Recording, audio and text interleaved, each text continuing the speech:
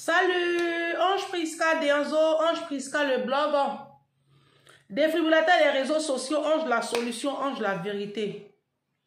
Vous allez bien? Moi je vais super bien. Moi je vais super bien. Tu as mis un like, un pouce. Il faut liker la vidéo, il faut la partager. Série de plusieurs vidéos. Je suis à mon poste, je ne bouge pas, no bouging. Ici là on ne casse pas les papos. Hein. Prends ton tabouret, ça va défibriller. Pour cette première vidéo, je vais m'adresser à mes jeunes sœurs, à mes sœurs de la Côte d'Ivoire. Nous sommes en pleine Cannes. Cannes là même, ça finit dans 2 jours. Cannes a fini le 11. Je suis persuadée que à la fin de cette Cannes là, il aura plein de grossesses sans propriétaire. Ça seulement là, vous allez constater ça. Parce que les jeunes femmes, les filles ivoiriennes, elles ne voient pas étrangers. Les gens sont venus supporter leurs équipes. Ils vont partir. Mais vous vous êtes arrangé à avoir un rapport sexuel avec eux.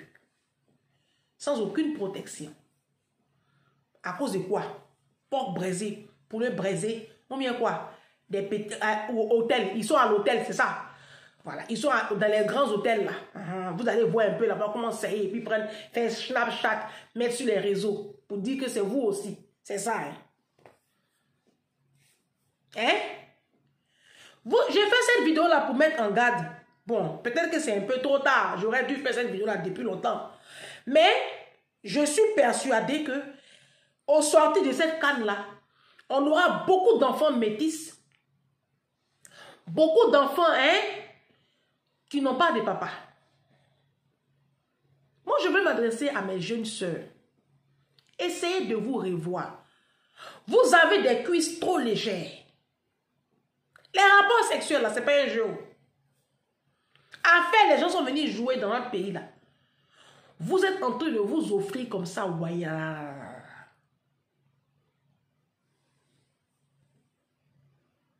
J'ai dit, ce que j'ai dit là, vous allez penser que je suis en train de mentir. Mais vous qui êtes ici à la diaspora là, regardez, vous aurez une petite soeur, une nièce, une connaissance là-bas. D'ici encore, on va dire 8 mois, 9 mois, elle a accouché, il n'y a pas papa. Parce que vous, c'est trop vous demander de rester tranquille. Vous allez les voir, elles sont dans les stades là. Dans les stades où elles sont là. Elles vont se colmater un gars là-bas. Ils vont se suivre dans l'hôtel. C'est le travail des Ivoiriens, nous. À cause de 20 000, 30 000. Ne cherchez pas à faire un petit truc. Vous allez prendre ça pour vivre mais continuez seulement à vivre, à vouloir vivre aux dépens des autres. Dans la poche des autres. Partisans de moins d'efforts. En sortie de cette canne-là, plein de jeunes filles vont se retrouver enceintes. Il n'y a pas papa. C'est pour cela que moi, je dis que la canne-là, c'est de la distraction. C'est de la distraction. Moi-même, même cette canne-là, même, elle fera même plus de mal aux gens que de bien. Après, à part le petit groupuscule de sorciers qui mangent entre eux là. Moi, je ne sais pas, ça nous apporte quoi même concrètement. Hein? Mes soeurs, vous savez, moi je l'ai toujours dit ici. Il est arrivé un moment, ce moment-là il est arrivé, où vous allez fermer un peu vos cuisses. Vous allez fermer vos cuisses. Vous allez serrer vos fesses là. Et vous allez arrêter comme ça de vous coucher en bas des hommes qui ne vous ont pas épousé. Parce qu'au final, là, c'est vous qui vous retrouvez dans une galère. Au final, j'ai voulu faire ça. J'ai voulu faire cette petite entrée-là. Et puis, j'enchaîne avec un autre thème. Le thème que j'enchaîne là, vous savez, mes jeunes sœurs, vous qui êtes, vous savez, quand on se met en couple avec un homme, c'est nous qui avons le pouvoir de mettre, si on veut un enfant au monde ou pas. Les hommes, eux, ils commandent, mais c'est nous, on décide. C'est nous, on décide. Un homme même, il n'a qu'à coucher avec toi dans n'importe quelle position. Si toi, la femme, tu dis, je ne tombe pas enceinte là, tu ne tomberas pas enceinte. Faites beaucoup attention, mes très chères sœurs. Parce qu'il y a une abonnée qui m'a appelé il y a un peu longtemps. C'était une petite fille burkinabé. Elle m'a expliqué sa situation. J'ai même fondu en larmes. La petite jeune fille, elle avait des rêves. Elle voulait être infirmière. Et elle a rencontré un gars aussi, qui lui aussi veut aussi être infirmier.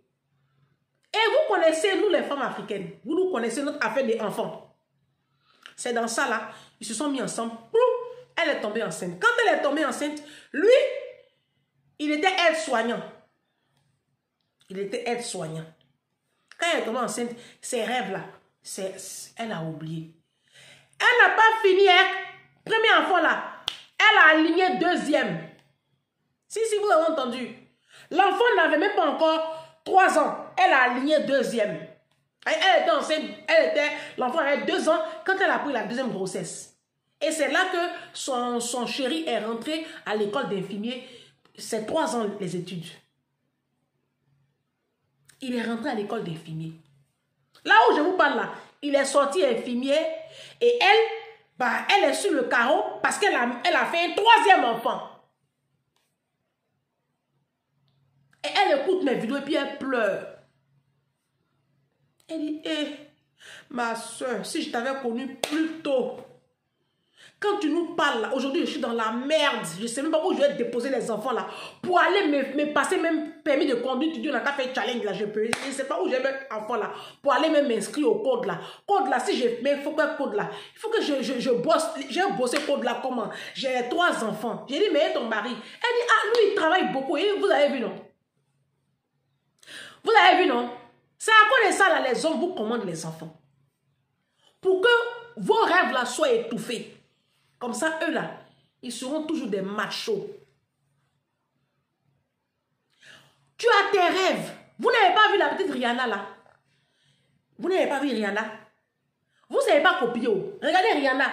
Rihanna, quand elle a commencé, elle a d'abord bâti sa carrière. La petite, elle est trop intelligente. Rihanna, elle s'est d'abord assise financièrement. C'est là Rihanna en train d'aligner ses enfants. Quand vous rentrez dans le mariage là, tout ce qui vous intéresse tout de suite, c'est l'enfantement. Mais en fait, c'est l'erreur que vous faites. Quand on se met avec un homme là, c'est pour d'abord se bâtir. Avant même de te mettre en couple là, il faut être bâti d'abord. Il faut commencer à te construire. Le mariage va venir. Il ne faut pas être omnibulé par le mariage. Il faut te construire. Il faut te construire. Parce qu'on attire à soi ce qu'on est. Peut-être même que si tu avais fait ton concours d'infirmière là, tu avais fait tes 3 années d'infirmière avant même de te mettre avec ton homme là. Peut-être que c'est sur un médecin tu allais tomber. Ah bah oui. Tu t'es précipité, tu allais te mettre dans le foyer. Tu as aligné 3 enfants. Maintenant, les 3 enfants là, qui les gère? Vous connaissez nos hommes africains. Eux, ils commandent les enfants. Mais vous savez que eux, dans leur éducation, ils ne s'occupent pas d'enfants. Les hommes africains ne s'occupent pas d'enfants. Ils ne s'occupent pas d'enfants. C'est dans leur éducation. Et c'est nous qui nous tapons les enfants. Regardez la petite Rihanna là. Aujourd'hui, si Rihanna prend un avion et puis elle fait crash, ses 2 enfants sont milliardaires. Oui. Rihanna a une fortune estimée à quoi? À 1 million, plus de 1,5 million. Dans le showbiz américain là, après Oprah Winfrey, c'est elle. Après elle vient Kim Kardashian. Ce sont les 3 femmes milliardaires dans le showbiz américain. La petite, elle a attendu. C'est aujourd'hui qu'elle a aligné ses enfants. Mais vous, à peine vous sortez de l'école nette, au lieu de chercher à vous construire, c'est enfant. Même quand tu rentres dans le mariage avec un homme là, pourquoi tu t'es prêt pour faire enfant? Lui, il te commande les enfants. Maintenant, lui, il est libre. C'est pas lui qui porte les grossesses. C'est pas eux qui portent les grossesses. Une grossesse fait 9 mois. Après les 9 mois, tu vas te taper 18 mois, 2 ans même, pour t'occuper de l'enfant du bébé. Donc, ça te fait il y a 3 années de gâchis. 3 années de gâchis. Et c'est dans ça, vous êtes là, vous alignez les enfants. Maintenant, vous avez plein d'enfants et vous ne pouvez plus rien faire. Parce que la Bible dit, il y a un temps pour tout sous les cieux. Il y a un temps pour tout. Quand tu commences à faire tes enfants là, c'est fini. Si tu t'es pas réalisé, c'est fini. Pour avoir même encore le temps pour aller passer permis de conduire ou même le temps pour aller faire une formation là, ça relève vraiment du parcours du combattant. Si tu as peut-être un homme qui te soutient, mais généralement, vos hommes là, ils ne veulent même pas vous voir aller en haut. C'est ça. C'est ça. C'est pour ça qu'ils vous commandent les enfants. Pour étouffer vos rêves. Comme ça, ils pourront mieux vous contrôler. Les hommes africains, c'est des misogynes. Ils n'aiment pas la femme. Ils aiment contrôler la femme. Ils aiment dominer la femme. Et c'est dans ça que vous êtes aujourd'hui. Vous êtes dans des foyers où vous n'avez pas le contrôle parce que vous n'avez pas le pouvoir. Voilà maintenant la jeune fille là. Elle pleure dans mes oreilles. Je dis, bah, tu vas patienter. Tu vas patienter. Et puis, il faut demander à ton mari. Il n'a qu'à réorganiser son emploi du temps pour qu'il puisse aussi te soulager avec les enfants. Ou bien, au pire des cas, prenez une fille au père. Prenez une fille au père, c'est 450 €, 500 € pour les 3 enfants, peut-être 600 €. Faites-vous aider par la CAF, mais prenez une fille au père. Et puis toi, tu vas reprendre tes études. Parce que tu ne peux pas rester là comme ça. Le mal est déjà fait. Enfants, là, quand ils sont nés, ils sont nés. Tu ne peux pas les manger, tu ne peux pas les vendre, tu ne peux pas les jeter. Ils sont là. Il faut t'en occuper. Hein? Quand j'ai fait l'expérience du café, là, où j'ai dit, j'ai montré le café ici, j'ai pris l'eau ici. J'ai dit, l'eau, là, c'est vos problèmes. Hein? L'eau, là, c'est les enfants. C'est le passif. Le café, là, c'est ta vie actuelle. C'est bien concentré. Et puis, j'ai rajouté l'eau. Jusqu'à la fin, là, le café était clair comme ça. Pour vous dire que les enfants, là, plus tu les mets dans le foyer et plus tu t'appauvris, ta qualité de vie dégringole. Quand tes revenus n'augmentent pas. Quand tu restes avec tes mêmes revenus, là, c'est ta qualité de vie qui se détériore. En voici une preuve palpable. Quand on vous parle, écoutez. Il y a une qui a écrit là-bas, oui, mais quand on fait nos enfants là, qu'on se sacrifie pour nos enfants, quand ils grandissent là, c'est beau à voir, on est en paix. Donc quand on fait des enfants, c'est un sacrifice. Ça, ce sont nos parents africains qui nous ont donné cette conception-là de la maternité. Dans la communauté africaine, quand tu fais des enfants, il faut te sacrifier. C'est écrit où? Qui a dit que quand on fait un enfant là, c'est un sacrifice? On peut avoir son enfant, ses enfants, et puis filer le parfait bonheur. Quel sacrifice? De quel sacrifice vous parlez? Hein? Et c'est parce que vous vous sacrifiez tant pour vos enfants que quand demain ils deviennent quelqu'un, vous les oppressez, vous voulez qu'ils vous donnent de l'argent, vous voulez qu'ils s'occupent de vous, puisque vous vous êtes sacrifié pour eux. Mais est-ce qu'on t'a envoyé de te sacrifier pour un enfant? L'enfant là, il t'a envoyé. Vous les belles-mères là, vous avez aligné les enfants là, vous avez arrêté de vivre pour pouvoir vous occuper de vos enfants, puisque généralement, vous les faites avec des délinquants et des démissionnaires. Et demain, quand vos enfants garçons là se marient là, vous partez, vous avez fait sorcellerie là-bas avec vos brus. Pourquoi? Parce que vous êtes sacrifié, tu as sacrifié toute ta jeunesse, toute ta vie pour pouvoir t'occuper de ton garçon. Mais en fait, on t'a rien demandé, hein. Moi, je ne peux pas me sacrifier. Non, moi, j'ai ma vie, je vis. Hein. Moi, comme j'ai conscience de ma situation de pauvre, je me suis arrêtée à un enfant pour justement ne pas atteindre un tel niveau de sacrifice où tu n'as plus de vie carrément là. C'est ce que vous faites. Et demain, vous êtes maintenant, vous partez vous asseoir dans le foyer de vos enfants, notamment de vos garçons. Après, vous oppressez vos jeunes filles. Elles n'ont qu'à venir s'occuper de vous. Vous faites les enfants, vous vous sacrifiez pour eux, et puis demain, ils n'ont qu'à s'occuper de vous. Ce n'est pas ça le schéma naturel. On fait les enfants selon ses capacités intellectuelles. Oui, parce que ça y fait aussi. Il n'y a pas que les capacités financières, il y a aussi les capacités intellectuelles. Parce que quand tu n'es pas allé loin à l'école, là, et puis tu fais beaucoup d'enfants, là, les probabilités pour que tes enfants finissent ouvriers, là, elles sont très grandes. Si, si, non mais sérieux. C'est prouvé, hein. En tout cas, les probabilités pour que tes enfants n'arrivent pas très loin, là, elles sont évidentes, c'est prouvé. Après, il y a des exceptions, bien évidemment, mais c'est prouvé quand même.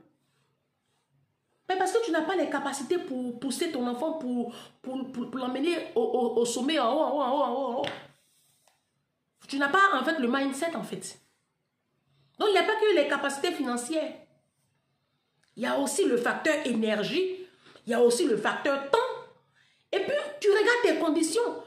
Garçons même qui ont fait 3 enfants, quand on voit, on connaît. Il y a des hommes là, eux, ils méritent qu'on leur fasse des enfants. Parce que c'est un papa pour. C'est un papa qui est présent dans la vie des enfants. C'est un papa qui connaît le pédiatre de l'enfant. C'est un papa qui se soucie du rendement scolaire de l'enfant. C'est un papa le soir qui va jeter un coup d'œil dans la chambre des enfants. Même quand il rentre tard le soir et que les enfants sont déjà couchés. Mais il a ce réflexe là d'aller jeter un coup d'œil dans la chambre des enfants pour voir si tout va bien. Il y a des papas qui ont le réflexe de regarder dans le cartable des enfants, regarder les devoirs, les week-ends faire les devoirs à leurs enfants. Il y a des parents qui ont le réflexe d'emmener l'enfant à la bibliothèque, d'emmener l'enfant aux activités.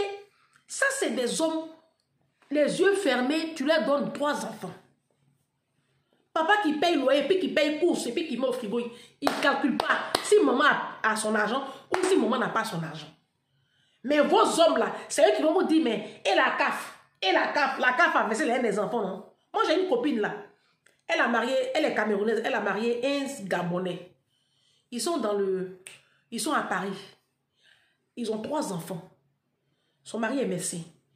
L'argent de la CAF là, les 3 enfants, l'argent de la CAF là, ils ne touchent pas. C'est pour les études supérieures de leurs enfants. Depuis les enfants sont petits. Elle ne touche pas à l'argent de la CAF là. Elle dit à son mari qu'on ne touche pas à cet argent là. Ce n'est pas fait pour ça. Tu as fait tes enfants, considère que tu es en Afrique, démerde-toi, tu t'occupes de tes enfants. L'argent de la CAF, c'est pour les études supérieures. Au début, il a gonflé son nez, mais après, il a accepté la situation. Quand lui-même, aujourd'hui, elle monte l'économie des enfants, là, il est bluffé, il est content. Au moins, quand les enfants vont commencer à prendre le bac, elle peut mettre les enfants dans les bonnes écoles privées, les écoles d'ingénieurs de 15 000 € l'année, là. Elle peut financer ça. Elle dit, elle ne touche pas. Normalement, c'est comme ça, hein, l'argent de la CAF des enfants, là. C'est pas pour financer vos ménages. Normalement, hein. Pas que tu as fait tes enfants, tu ne comptes pas sur la CAF. Normalement, l'argent de la CAF, là, tu mets ça sur un compte et vous mettez ça sur le compte des enfants. Normalement, vous ne touchez pas. Normalement, c'est pour les études supérieures des enfants. Mais ces enfants-là, vous allez prendre. C'est ça, vous faites vos funérailles. C'est ça, vous faites vos associations. C'est ça, vous défilez en Afrique. C'est ça, vous êtes sur les sites en train d'acheter à Abi. Vous achetez ici. C'est ça, vous faites Western Union. C'est ça, vous alignez les enfants-là. Et puis aujourd'hui, vos vies sont hypothéquées. Vos rêves sont enfouis. Et puis vos maris, ils ont la belle vie. Puisque eux, ils n'ont rien à foutre. Quand on vous parle, écoutez. Mes soeurs, quand on vous parle de votre vie, là, écoutez. Vidéo combien? Numéro 1. On y va.